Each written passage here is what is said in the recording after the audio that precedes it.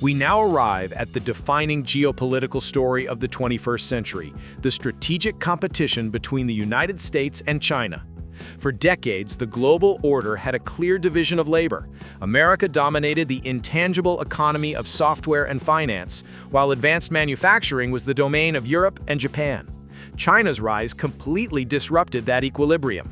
It first challenged, then surpassed Europe and Japan to become the master of the tangible economy, the world of atoms. Now, having consolidated that position, China is mounting an assertive challenge to America's empire of bits. The result is not convergence, but a great bifurcation, the splitting of the world into two distinct and competing AI ecosystems. To understand China's current strategy, we must first appreciate the scale of its past success. Its economic miracle was achieved by mastering the 20th century model of tangible capital investment. By consistently investing a massive 40% of its GDP, one of the highest rates in the world, China built an industrial base of unprecedented scale, manufacturing everything from steel and cement to smartphones. It became the world's factory, and by 2023, its manufacturing output was worth more than the next four largest manufacturing economies, the US, Japan, Germany, and India combined. This reflects decades of focused industrial policy that built unmatched process engineering capabilities. But that hugely successful investment-led model is now hitting a wall of diminishing returns, leading to chronic problems like overcapacity and declining profits. This has created immense strategic pressure to find a new engine for growth, leading Beijing to declare a new national priority: dominate the next technological frontier, artificial intelligence. This has triggered an ambitious national push to challenge America's lead. And Chinese firms have shown remarkable ingenuity in software optimizations, creating AI models that can now rival their US counterparts on certain benchmarks. However, China's grand AI ambition is severely constrained by a critical, persistent vulnerability, its Achilles heel, a deep hardware gap in advanced semiconductors. As of late 2025, its leading domestic chipmaker, SMIC, lags several generations behind the world leader, Taiwan's TSMC, and is unable to mass-produce the cutting-edge sub-7 nanometer chips required for frontier AI models. This gap has two layers. First, SMIC's production yield is low, meaning many of its chips are defective, making it inefficient. Second, over 90% of Chinese AI models have been trained using American NVIDIA chips because their platform is simply more stable and effective. US export controls are now tightening this technological chokehold.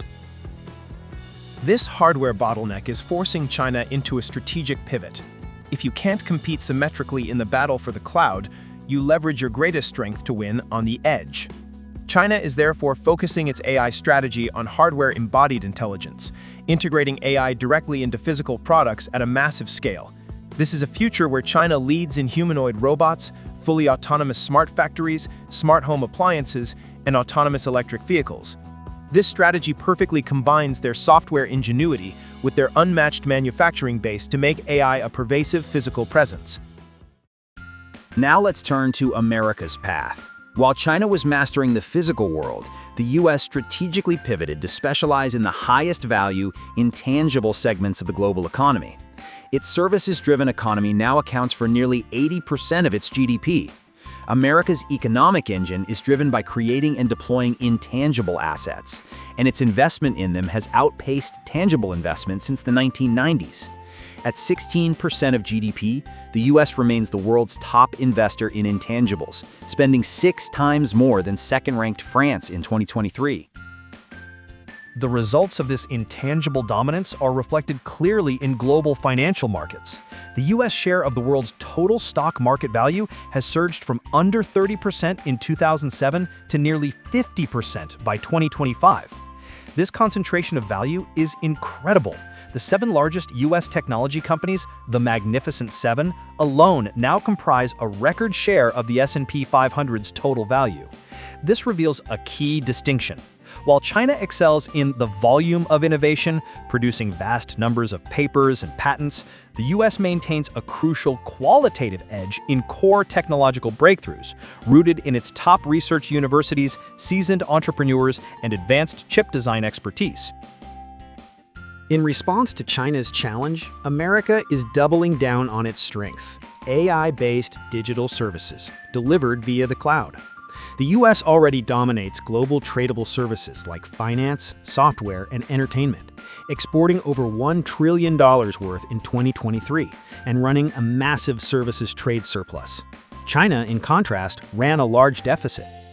These services are manifestations of intangible power: the financial algorithm that manages a portfolio, the streaming platform that distributes a movie. The future for America is clear: leverage its superior compute capacity and frontier AI models to power a new generation of high-margin digital services for the entire world. This great bifurcation doesn't stop with technology. It extends all the way down to the core of global power, the future of money. Here too, the US and China are on two fundamentally different paths, each reflecting their core economic philosophies. China is pursuing a path of state-led control, while the US is benefiting from its ecosystem of market-driven innovation. China is mounting a two-pronged challenge to the US dollar's supremacy. In traditional finance, it is advancing the petro-yuan push, encouraging energy exporters like Russia and Saudi Arabia to settle oil trades in yuan. In the digital realm, it has aggressively rolled out its state-controlled central bank digital currency, CBDC, the digital yuan. The e-CNY is designed to enhance state surveillance of domestic financial flows and, crucially, to offer a new cross-border payment rail, especially for its Belt and Road partners, that completely bypasses the US-controlled SWIFT network. America's strategy provides a stark contrast. Instead of a top-down, government-issued digital currency, the US is amplifying its monetary influence through private sector innovation. It relies on privately issued, dollar-pegged stablecoins like USDC to function as the de facto private infrastructure for digitizing the dollar. In this model, Washington provides regulatory oversight and the credibility of the US dollar, while private companies drive the global adoption and technological scaling. This sets up a fascinating asymmetric contest. China is building a closed, sovereign financial architecture, a walled garden optimized for top-down state control. The US, in contrast, is providing the trusted neutral settlement asset, the digital dollar, for an open, globally integrated digital economy.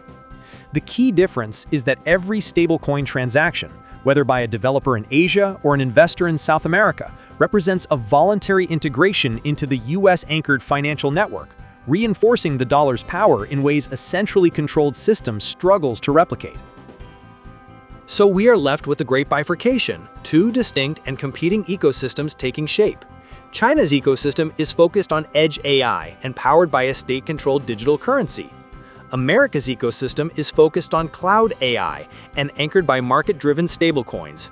We are not heading toward a single unified global digital order. Instead, we are seeing it splinter.